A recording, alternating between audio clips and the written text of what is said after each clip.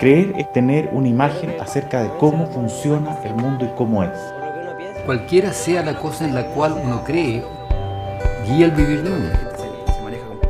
O a veces uno busca creencias para justificar los comportamientos. El cerebro es el que fabrica nuestra realidad. Lo que creemos es realidad para nosotros. Como que crezca una nueva luna, no sé. Yo creo en el ser humano, creo en la naturaleza. Creo en todo, creo en la Virgen, creo en los ángeles, creo en el acto de la fe. Yo creo que la democracia es el derecho a uno tomar decisiones sobre su propia vida. Yo creo que las cosas son en la medida de... Antes sí, pero ahora ya no, ya no creo más.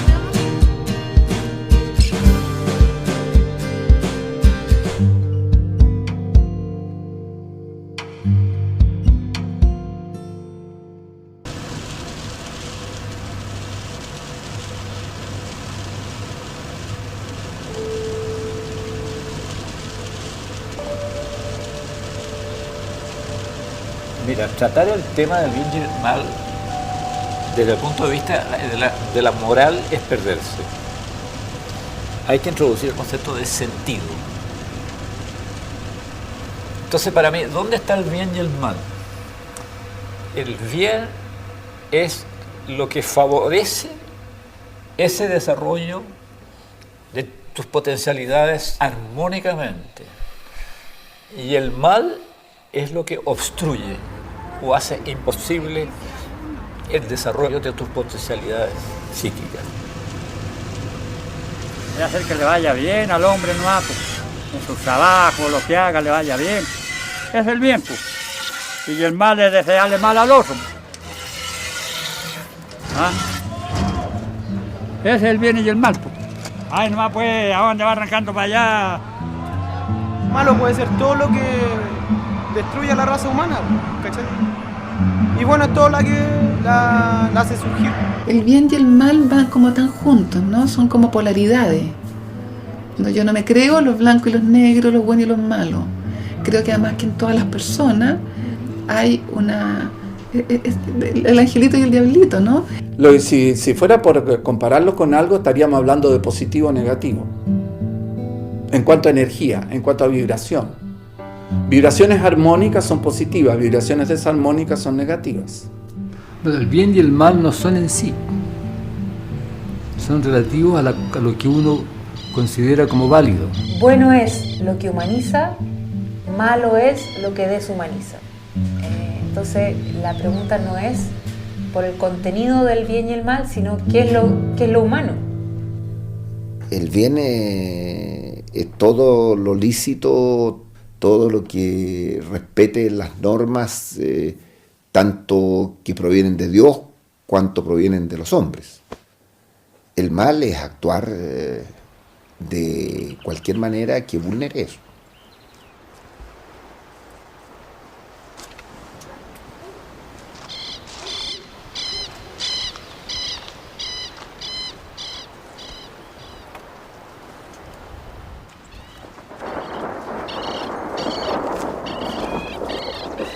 La Machi trabaja con su espíritu de don para sanar a una persona, si está mal y contra el mal.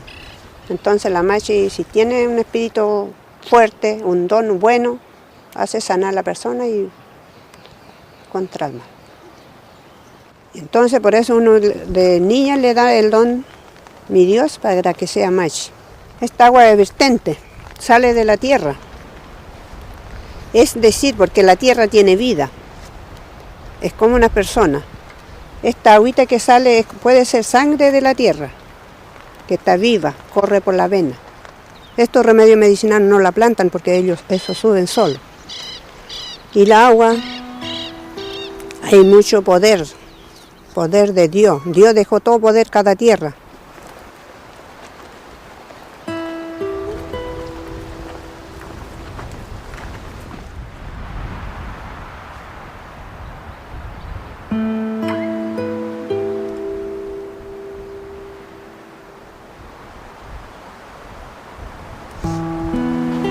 Este año empezaron a voltear todos los guayas nativos igual, y las quilas, y los remedios medicinales que había. Lo quemaron todo, ahora plantaron puro pino. Y siguen haciendo daño. ¿Hasta cuándo lo van a cortar?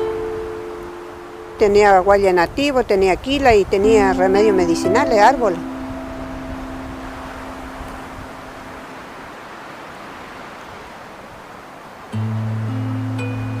La Machi llegó a nosotros indicándonos que su vecino, Alejandro Taladri, en su propiedad, que eso es importante aclararlo desde un principio, se llama Fondo Palermo, su propiedad en este caso, estaba realizando en ese minuto una explotación de bosque nativo, ¿ya? Que ella ya calificaba de ilegal, ¿ya?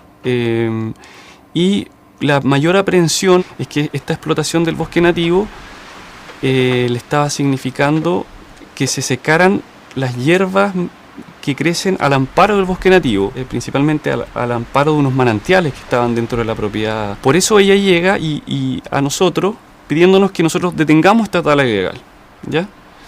Entonces, bueno, ahí nosotros hicimos el análisis jurídico del caso y decidimos interponer un recurso de protección. ¿Qué es lo que dice el territorio? Aquellos terrenos que tradicionalmente las comunidades han ocupado, ¿no es cierto?, de manera ancestral, y les confieren ciertos derechos sobre eso. Pero eso implica abarcar, ¿no es cierto?, atribuciones o ámbitos de atribución más allá de los límites de mi propiedad. En el caso concreto, la Machi asegura que el cerro en cuestión donde está el conflicto es un cerro que para ellos es ceremonial, cuestión de la cual nosotros no negamos, pero que también advertimos como primera noticia que tenemos de eso. Pero sí tenemos que reconocer que eso implica que ella hace uso de una forma o de otra de la propiedad de mi representado. ¿Me explico? Esto es lo mismo que el día de mañana, a lo mejor un vecino mío en mi casa empieza a ingresar a mi propiedad, a lo mejor a mí no me molesta, pero hacer uso de plantas, de pastos o de arbustos porque para él tienen algún valor de acuerdo a su propia religión. Históricamente los mapuches eran un pueblo que se movía en grandes extensiones de terreno y ese concepto de los límites no tenía mucho que ver con ellos. Entonces ellos tuvieron que adaptarse en los 200 años, digamos, de colonización, digamos, de historia chilena, al concepto de la propiedad privada, de la determinación de los límites. Tengo rabia y estoy muy preocupado. ¿Por qué lo hizo? Porque don Alejandro Taladri fue nacido acá, claro, su abuelo era colono y fue nacido acá su padre y sabe perfectamente bien que existe mapuche, existe comunidad y existe machi en la comunidad. En el cerro, el árbol tienen espíritu tan vivo, entonces la persona lo ve, uno se siente bien cuando los guayas nativos, todas las plantaciones te vivo y se ve bonito, pero cuando la voltean o la queman, es muy malo. Y en este fondo, en esta agua hay poder. Así como le he dicho a los menocos, hay poder, hay perrimontún, hay de todo en esta tierra. Y eso tiene que respetar, sea quien sea los ricos.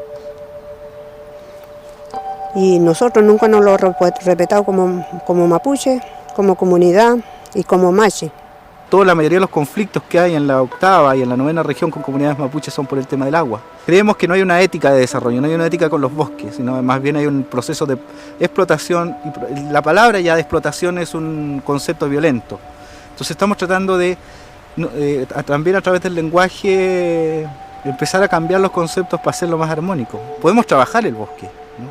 Convivir con el bosque nos da alimento, podemos hacer que el bosque también, a veces cuando se enferma podemos sanarlo, ¿no?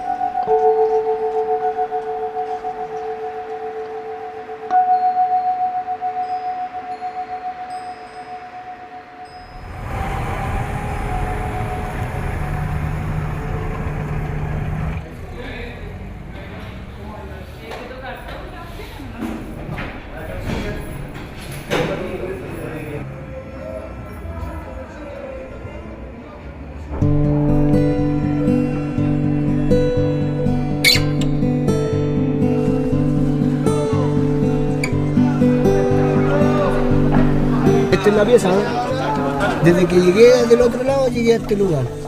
Y arriba hay otro cuarto más, pues. 13 más o menos, 13 personas en una pieza de 2x2. A veces viven más.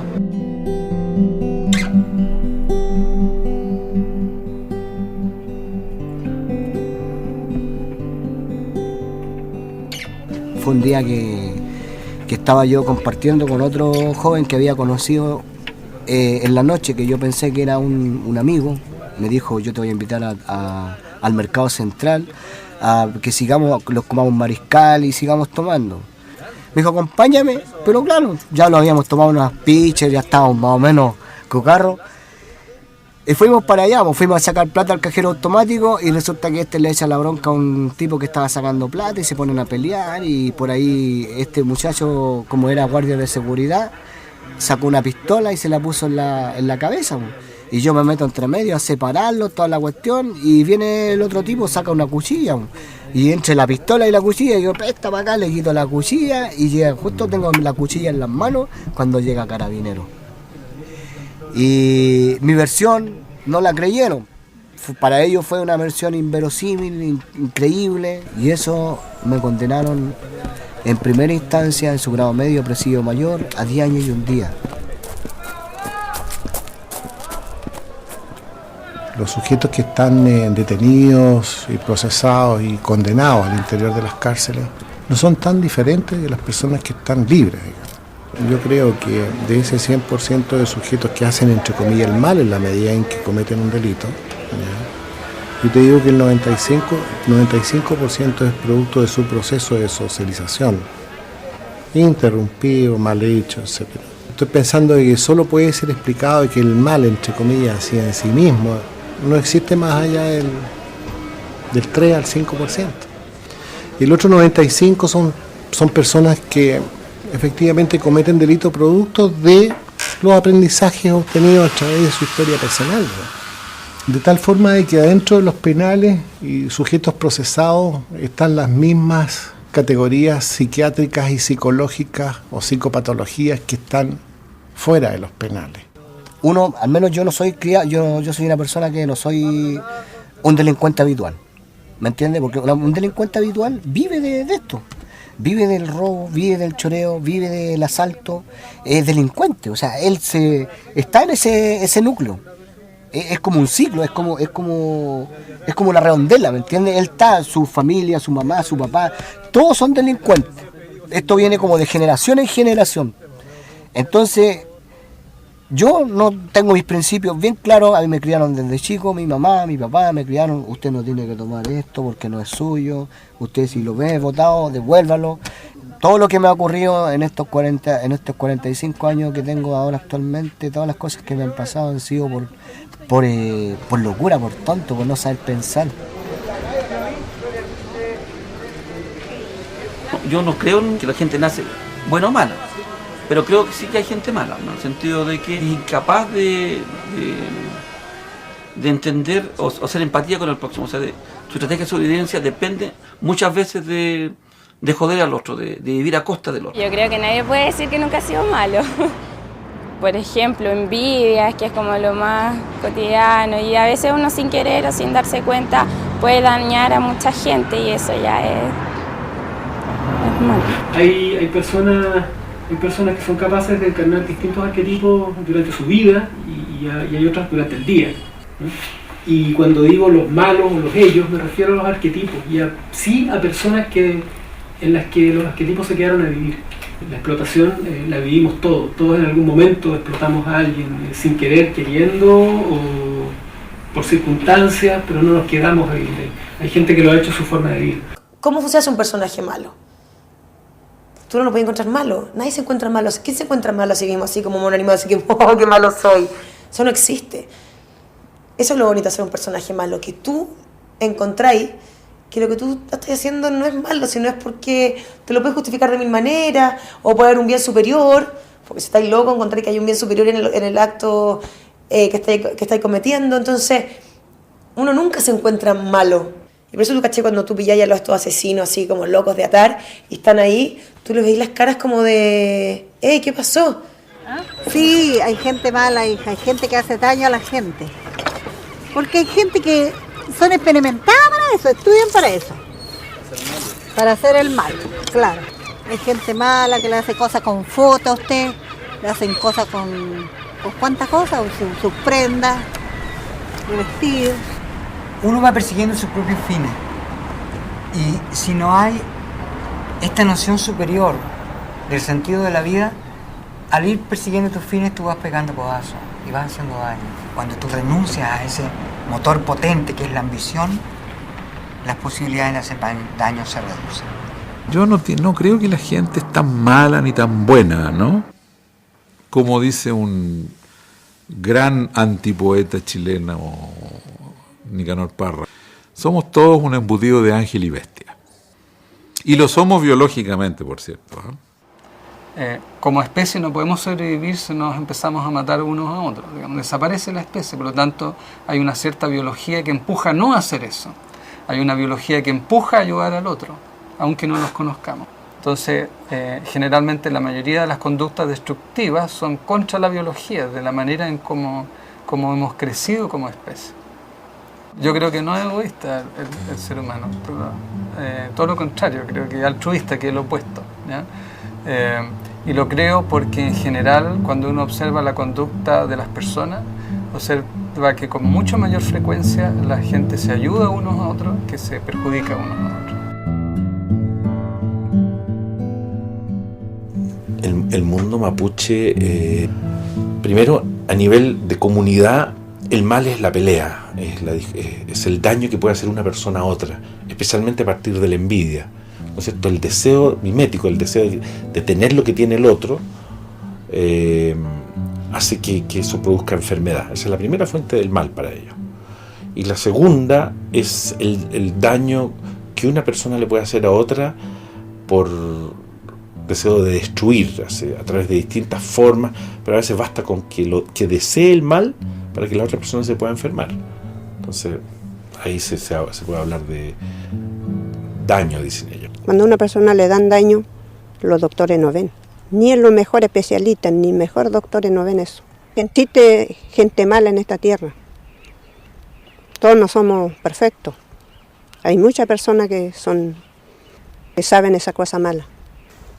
Nacen malas o después de eso saben cosa mala.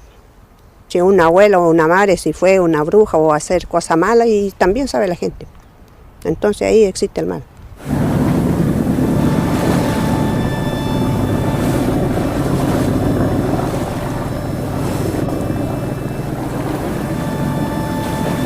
El mito no es una cosa rara en una sociedad, en una cultura. Es parte de la cultura. Un trauco está en la misma dimensión que un gallo, que una oveja o que un santo patrono. Pero están los brujos, por ejemplo, que es una de las creencias más fuertes. La brujería, y esa es una creencia que está arraigada en todos los niveles sociales. Esta creencia lo que desarrolla es que existe un tipo de persona, que es el brujo, que tiene unas características como que puede volar, que se puede transformar en un animal generalmente negro, que puede hacerse invisible en un momento determinado.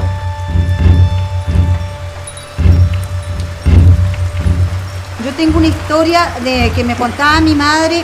Un día cualquiera dice que mi papá era de estos viejitos huilliches, pero medio aniñados. Dice que había un viejo que le decían que era brujo. Y un día él iba por la playa con su caballo, estaban con unos tragos, y encuentran al anciano ¿Y qué anda haciendo aquí este brujo tal por cual? Dice él, pesca al rebenque del caballo y le pega el otro, claro, también al viejo. El viejo se mete abajo de un bote porque los botes para secarse se dan vueltas para protegerse de ellos. Y ellos dicen que con el caballo le saltaban el bote por lado y lado y aparecía el viejo ya, de esa rebencazo.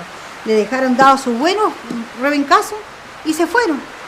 Entonces el viejito cuando se levantó le dijo, Catepillán, le dijo, me la vas a pagar si vas a ver.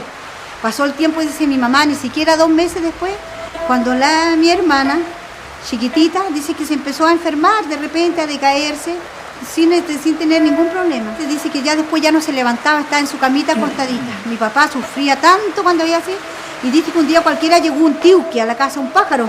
Dice que de repente en la puerta estuvo parado el tiuque, le tiraron pan y el tiuque entraba como un pollo a comer pan. Ella le hacía cariño al tiuque, la niña, y el tiuque estaba paradito a los pies de su camita siempre. Tenía 1 semana el tiuque cuando mi hermanita se murió. Un día cualquiera se murió en su camita acostada sin ningún quejido, sin nada, pero se murió. Al otro día, cuando ella se muere, nunca más llegó el tiuque. Entonces mi papá lo relacionó inmediatamente con lo que él hizo con el brujo, con el viejo Tegún que era brujo. Mi mamá lloraba y mi papá también contando su historia, que él le mató, él era el tío que seguramente, para ellos era eso. Y él mató a su hija que más quería él. Y se la mató y se la mató.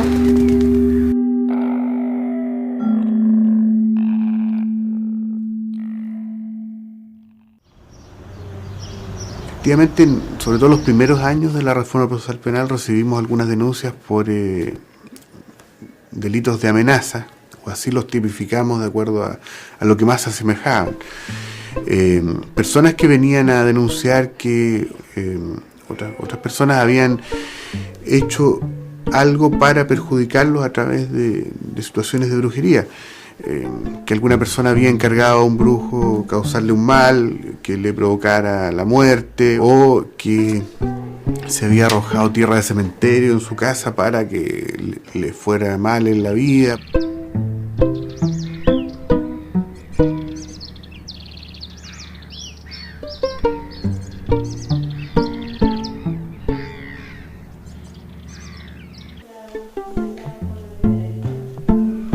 En los ambientes religiosos en general, en lo trascendente, en lo metasocial, se habla mucho de aquellas fuerzas del bien, de aquellas fuerzas del mal, deidades del bien, deidades del mal, tienen diferentes nombres. Entonces de allí nace, por ejemplo, todo el tema que se relaciona con lo que se ha conocido tradicionalmente como las posesiones demoníacas, donde hay acción desde el punto de vista de la respuesta para controlar a esos entes malignos por la vía de los exorcismos. Es decir, hay ceremoniales dentro de los pueblos tradicionales, el tema de los chamanes, que manejan este conflicto entre bien y mal. Hay tres magías. La blanca, la colorada y la negra. Venga. Ese es para hacer cosas malas, no malas, la colorada. Para hacerle mal a oso.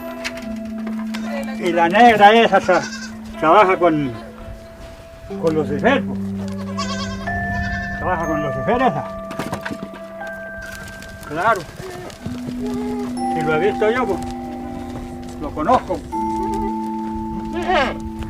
Se aparece un hombre de terno negro, camisa blanca, igual que nosotros. ¿Cuál lo hace? Es un hombre no, pero es él. Es él el que se aparece.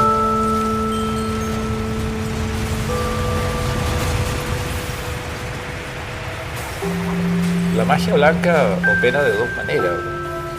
Opera espontáneamente, que es una magia inherente a la vida.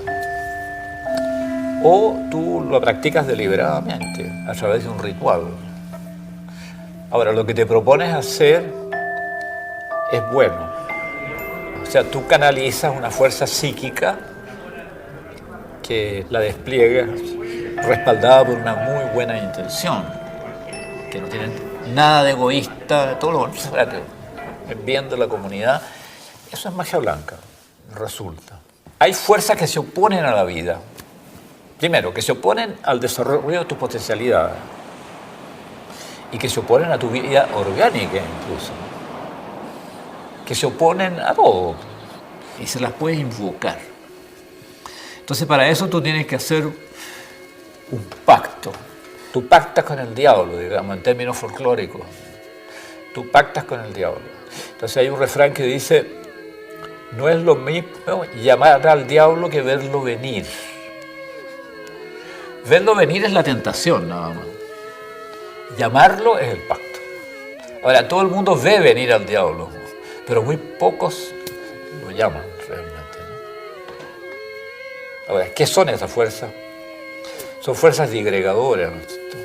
Existen iglesias negras, misas negras, magia negra, sectas satánicas, que se complacen en destruir la vida, en el fondo.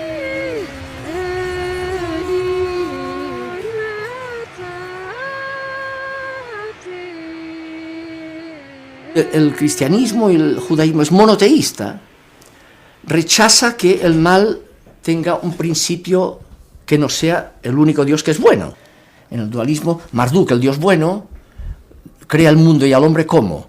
Del cadáver de Tiamat. Del principio malo lo vence y del cadáver de Tiamat tuvo la buena idea y creó el hombre. Entonces, ¿de dónde viene el mal humano? O porque nuestra materia es diabólica, aunque nos ha hecho un espíritu, un Dios bueno. Viene el Génesis, toma ese mito, lo lee monoteísticamente y dice no, y viene Dios es bueno. Entonces viene el problema del mal. ¿De dónde viene el mal? San Agustín definirá el mal, es carencia de bien. Carencia, es decir, todo lo que es bueno por el mero hecho de ser. Pero con que no es Dios, es carente. La tentación siempre gira en torno al verbo comer. Está 11 veces conjugado el verbo comer en estos 14 versículos iniciales del capítulo 3 de Génesis. 10 veces en sentido negativo. Es decir, comer en el sentido de apropiarme lo que Jehová Dios ha creado para ser compartido, es lo que yo llamo el pecado de apropiación. Es decir, el ser humano tratando de apropiarse de aquello que debiera ser, como digo, compartido por todos. El pecado original, esto me lo explicó a mí un sacerdote, no es sexo, ¿ah? Es el pecado de origen.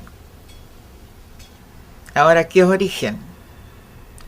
Suponte que tu padre fue rabioso, tú heredas la rabia. El gene viene con la maña. Ese es el pecado original. Yo creo que el pecado original es la propiedad, el sentido de la propiedad. Es posible, la esperanza, el sueño, ¿cierto? Que algún día se entienda que todo es de todos. Todo es de todos. Que en las praderas los pastos, los árboles comparten en igualdad la luz, el agua, los recursos, ¿cierto? Y a lo mejor algún día, quizás, ¿cierto? Seremos como las praderas, o volveremos a ser como las praderas.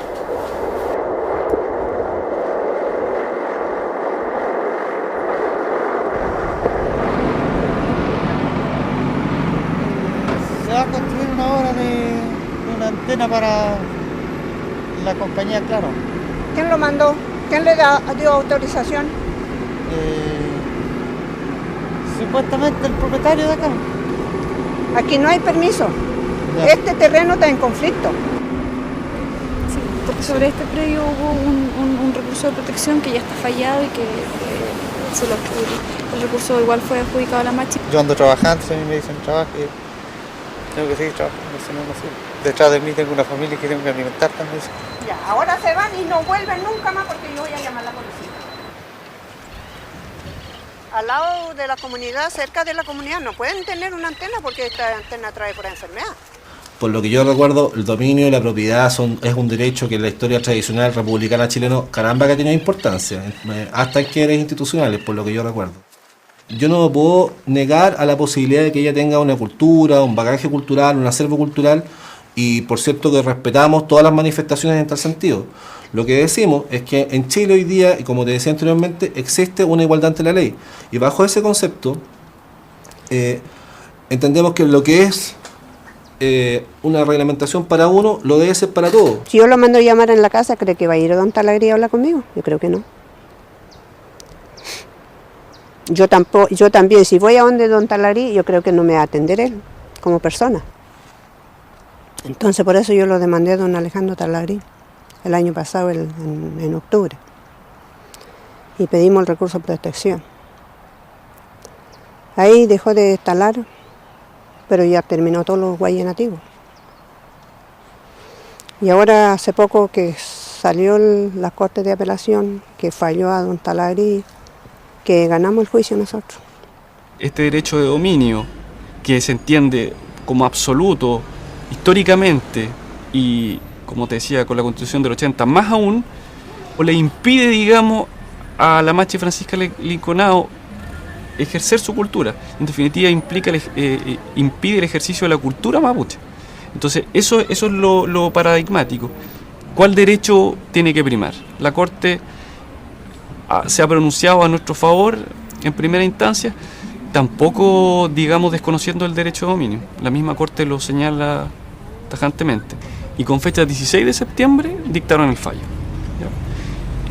El fallo salió favorable a las pretensiones de la Machi Francisca, en el sentido de que estableció que existió una corta ilegal, señaló que existían estas infracciones, señaló que había una vulneración del derecho a vivir en un medio ambiente libre de contaminación.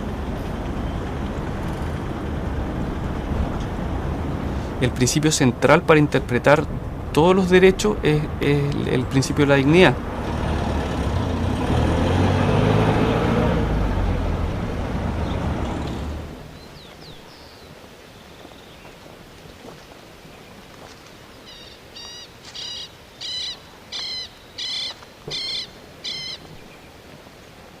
Si un pobre mapuche habla personalmente, esta tierra mía, quiero que se lo entregue pacíficamente, ¿cree que los ricos van a decir que sí? Nunca.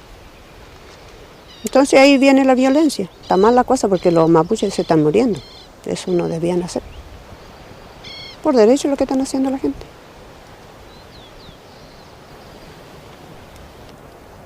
Pero pensándolo bien, también pacíficamente podía ser mejor.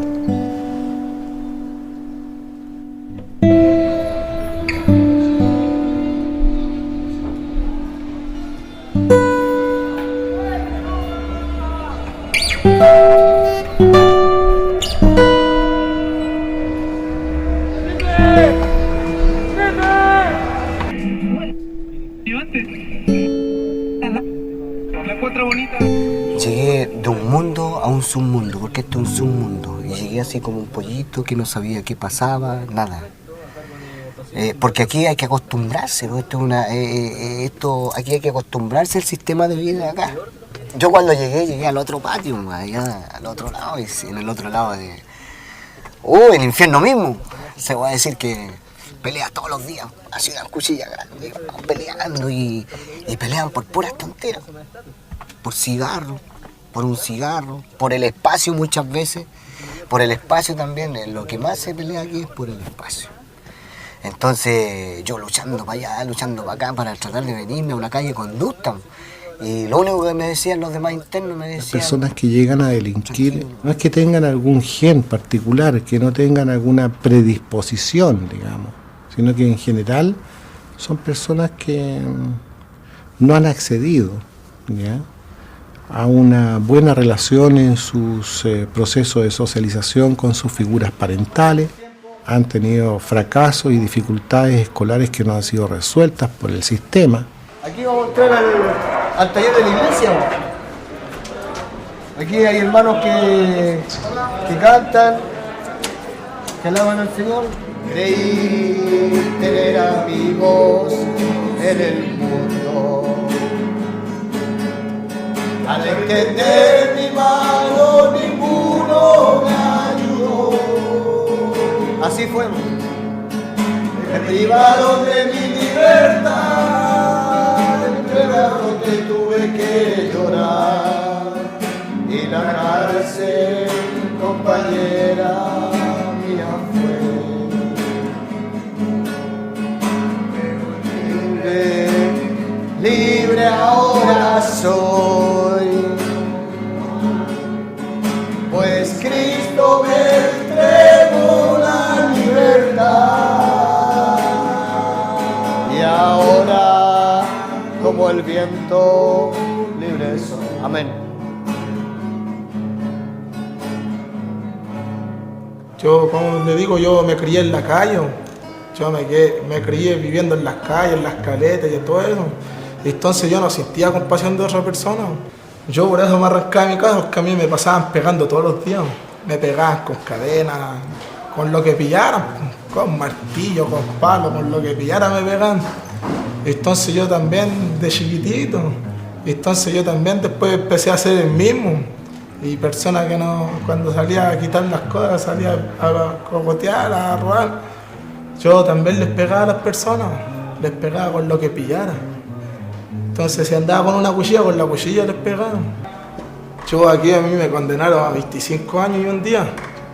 Me condenaron siendo menor de edad a mí, ¿me entiendes? Y llego para acá yo, y aquí Yo me iba a matarme un día, aburrido de todo, y resulta que ahí a mí me presentaron a Dios, pues me dijeron que yo le pidiera a Dios y Dios me podía bajar el tiempo, porque Él era un Dios de misericordia, ¿me entiendes? Yo ya no soy igual como era antes. Si yo antes andaba con el garato para arriba y para abajo, ahora ya lo ha sacado de mi vida eso. Que igual es bueno que puedan condenarlo a uno, porque así uno puede recapacitar y entender que lo que hizo en la calle. Aquí hay personas que de repente llegan a este lugar y, como les dije yo al principio, llegan muchas veces porque cometieron un delito, llegan a este lugar y tratan de cambiar, pero muchos no pueden porque el mismo sistema se acoplan al sistema, porque aquí hay mucha maldad. Entonces, si juntamos la maldad, está toda la maldad junta. Hoy día está probado, ¿ya?, de que la cárcel no significa una modificación de la conducta, y que las cárceles lo más probable es que le haga peor, ¿ya?, cuando egrese salga peor de lo que efectivamente entró.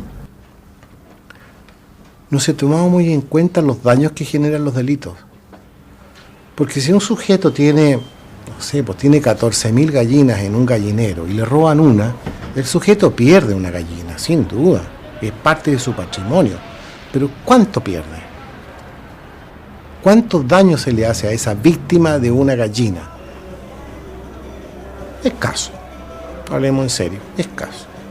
Pero ¿cuánto pierde, cuánto afecta a un niño y su familia que sea abusado sexualmente?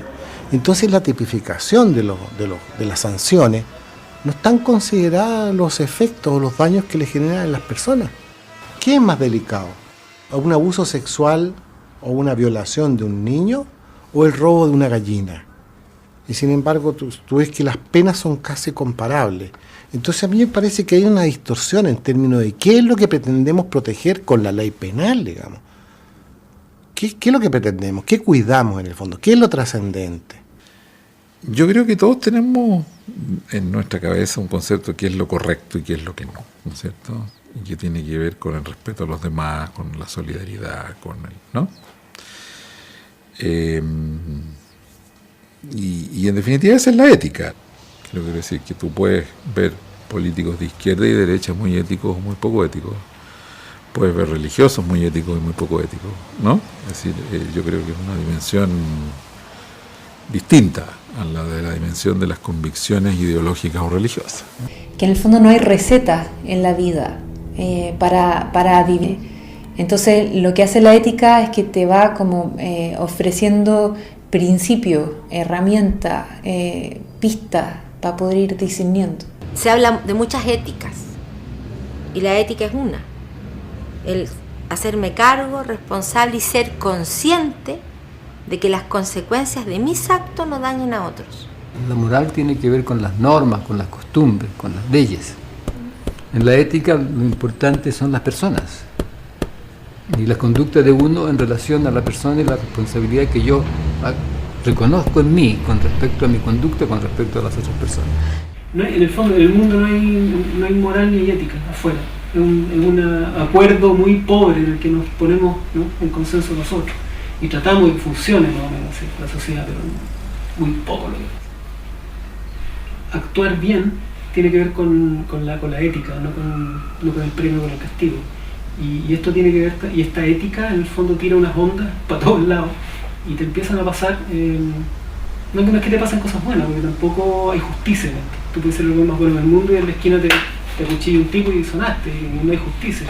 El bien y el mal no existen, son además categorías provisorias y cambiantes, dependiendo de los contextos históricos sociales o de momentos de vida, en el caso del individuo.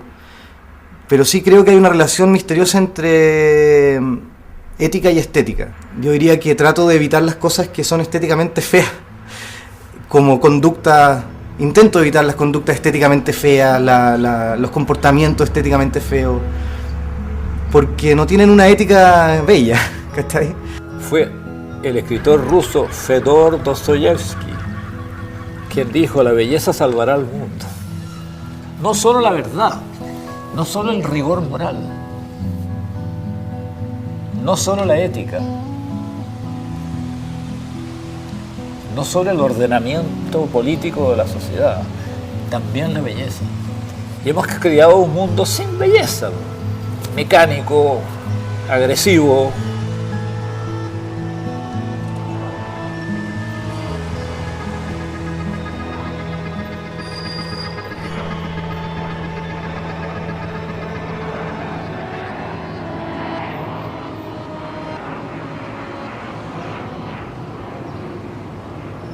Yo distingo entre los males chicos, los males subsanables, los males humanos y los males monstruosos, que son los males que no tienen fin. Te meten preso a un pobre gallo que pasó ahí y le arrancó la cartera a una señora. Entonces, ese tipo no es malo, ese tipo cometió una acción irresponsable, falto a la ética. Pero ese mal tiene una dimensión. Hay males que no tienen dimensión, que son infinitos.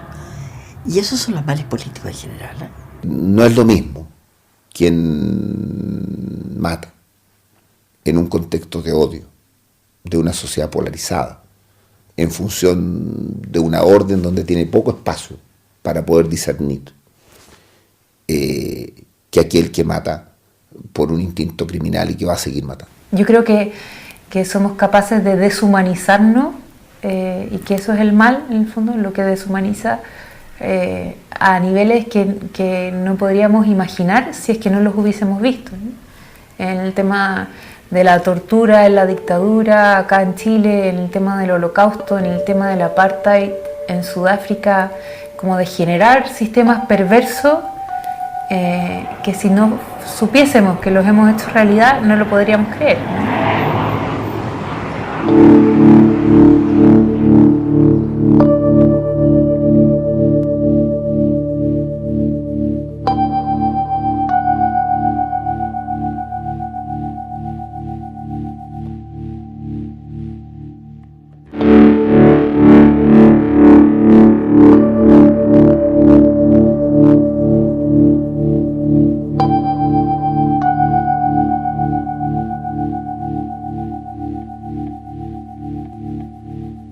Existe la conciencia, ¿no es cierto?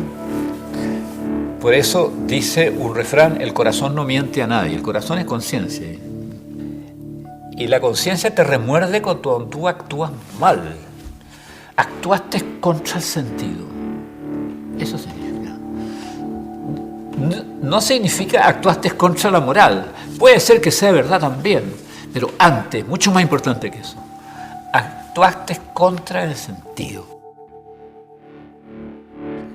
Hay ciertas estructuras de personalidad, por decir, que se van a ajustar muy bien a una estructura institucional en la que todo se determina por alguien superior y todo lo que me corresponde a mí es ejecutar sin que la estructura moral que todos tenemos participe.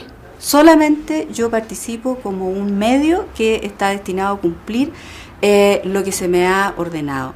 Esa suerte de complementariedad trágica entre una institucionalidad autoritaria y una estructura que no es capaz de pensar por sí misma, sino solo de ejecutar, generó en muchas personas una adhesión irrestricta a situaciones que, por lo tanto, no provocaban malestar. La mayoría de los casos que conozco, la conciencia opera. Pero hay casos, como te digo, muy pocos, donde esas categorías no existen y donde se reafirma la visión. No, yo actué bien, yo no tengo problema, yo no tengo arrepentimiento, yo no tengo de nada que arrepentirme. Bueno, en estos sujetos que efectivamente tienen algún trastorno serio de personalidad, la verdad es que habitualmente la culpa está ausente. El reconocimiento de lo ilícito, de su conducta mala o su conducta delictiva, es difícil obtenerla. Y verse el espejo, decir, yo violé a mi hija. O sea, desde el punto de vista social es un repudio muy grande, entonces nadie quiere verse tal cual es. Hay una dificultad para asumir lo horrible, lo terrible, digamos, de que tal vez esa sociedad bien pensante cuidó, convivió, protegió a personas que eran asesinas y no lo quiere ver, porque verlo es demasiado terrible. Y tal vez las víctimas de los derechos humanos más directas y su familia, que han sido muy intransigentes en pedir verdad y reconocimiento judicial son como personas que han guardado el testimonio, por así decir. Nos han obligado al resto de la sociedad a reconocer verdades incómodas. Tenemos que escuchar y validar lo que ellos han vivido y vamos a ser más sanos y mejores como sociedad, pero eso es incómodo. Es que conocí muchos casos, varios casos, en que se fueron a confesar ante mí y yo los tuve que denunciar a la justicia o pedir que la justicia actuara para sacarse una cosa que habían tenido por 30 años oculta. ¿Y por qué usted no actuó antes? Porque no pudo, o porque sintió que hasta ese momento su actuar había sido legítimo. Pero ese secreto es una espada que tiene el hombre íntegro, es una espada que la tiene metida adentro. La verdad es la única que libera. A la persona que le hice daño, yo quise conversar con ella, estando afuera en la libertad. Quise pedirle perdón. Quise, no sé, por último reparar el daño mal causado, pero nunca él me dio la oportunidad de poder hacerlo.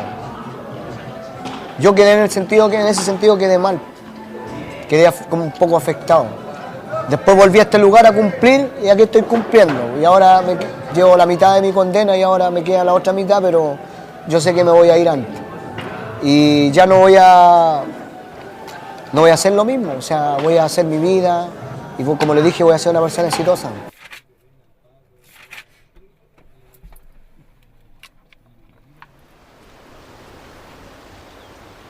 Si él sigue plantando los pinos y no va a haber más remedios medicinales, no va a haber ni pasto porque se van a secar todo. Porque el pino es así, la plantación de pino eucalipto seca todo, hasta el pasto lo seca. Y entonces por eso yo estoy pidiéndole a CONADI, le estoy exigiendo que se compre el terreno para remedios medicinales de Cancha Villatún, a donde se planta la curva para hacer un villatún, un rogativo de los mapuches anterior. Eso no se puede terminar.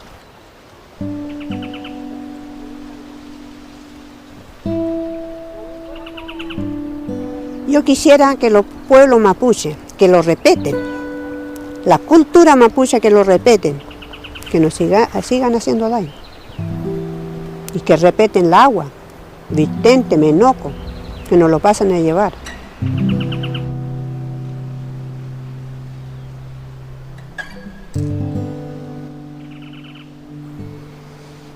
Yo estoy dando esta entrevista para que se compre el terreno lo más pronto posible dentro de este año, porque a mí no me gusta que me anden sacando fotos y salir por la televisión, por salir por el diario, eso poco me ayuda. Ojalá que llegue al gobierno esta entrevista y que se compre el terreno.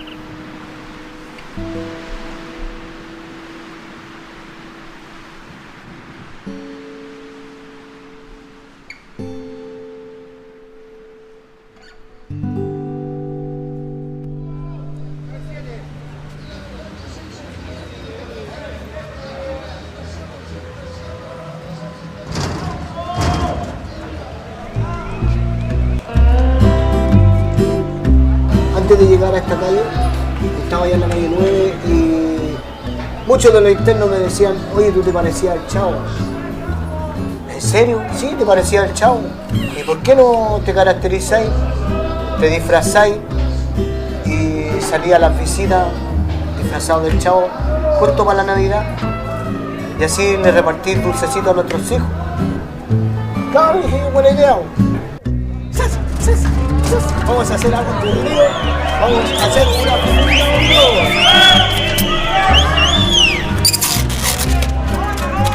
¡Chachán! Una espada para pelear. ¡Chachán! Un perrito para todos los chicos y las chicas.